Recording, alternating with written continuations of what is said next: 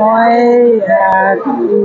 খুব আনন্দ লাগিছে, কষ্টও কৰিছিলোঁ যথেষ্ট। ইয়াৰ পৰা গৈ মই দিল্লীত এমাহ ধৰি আছিলোঁগৈ। দিল্লীত থাকি তাতে প্ৰেক্টিছ কৰি তাৰপৰাই খেলিবলৈ গ'লোঁ। নেপাল পখৰাজত আছিলে, বহুত প্ৰতিযোগিতা টাফ আছিলে। শ্ৰীলংকাৰ পৰা আহিছিলে, ভূটান, পাকিস্তান, বহুত কেইখন দেশৰ পৰা আহিছিলে। তাৰ ভিতৰতে গ'ল্ড মেডেল ল'বলৈ সক্ষম হ'লোঁ। খুব আনন্দ লাগিছে। আৰু অসমৰ পৰা তেনেকৈ মহিলা হিচাপে মই কৰিছিলোঁ, আৰু পুৰুষ হিচাপে আৰু এজন দেৱব্ৰত বুঢ়াগোহাঁই বুলি এজন গৈছিলে, আৰু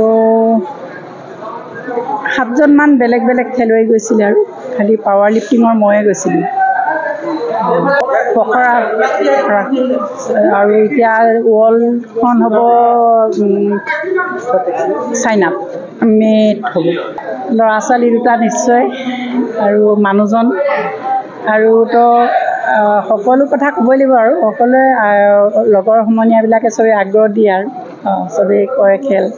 আৰু ৰাইড কৰি ফুৰিলেও মানুহবিলাকে কয় যে এনেকুৱা পাৱাৰ লিফ্টিং ক'লে মহিলাৰ কাৰণে খুব ভাল লাগে বুলি কয়। সেয়ে আপোনালোকৰো চবৰে আশীৰ্বাদ, আৰু আপোনালোককো মই ধন্যবাদ দিছোঁ, যিহেতু আপোনালোকেও আহি মোক ইমানখিনি সঁহাৰি জনাইছে।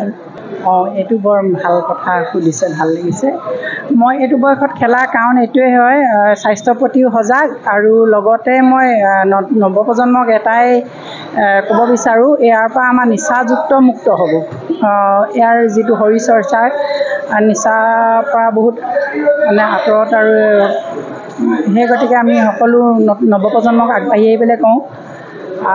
যিবিলাক নৱপ্ৰজন্মই কৰিবলৈ বিচাৰে কৰিলেও আমি আগবঢ়াইও দিম যিমানখিনি পাৰোঁ, যেনেকৈ পাৰোঁ। আৰু সেয়াই আৰু